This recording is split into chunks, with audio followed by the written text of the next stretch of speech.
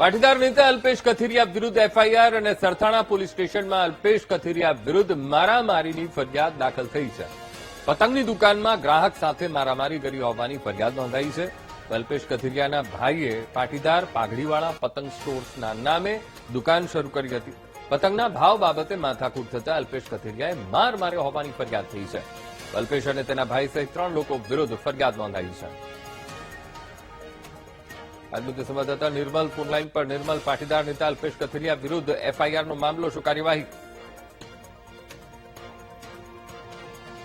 જી નિર્મલ.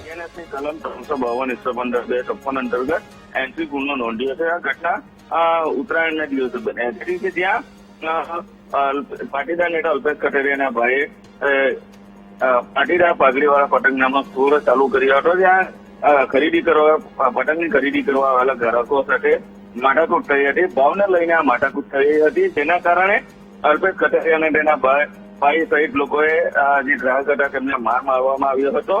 સમગ્ર ઘટનાને લઈને જે સંજય અને તેના મિત્રો હતા તેઓ સરથાણા પોલીસ મથકે પહોંચ્યા હતા અને અલ્પેશ કથિરિયા અને તેના ભાઈ વિરુદ્ધ ગુનો નોંધવાની તજવીજ હાથ ધરી હતી. હાલ તો પોલીસે ગુનો નોંધી વધુ તપાસ હાથ ધરી. જી બિલકુલ નિર્મલ, સમગ્ર માહિતી સાથે જોડાવા બદલ આપનો આભાર.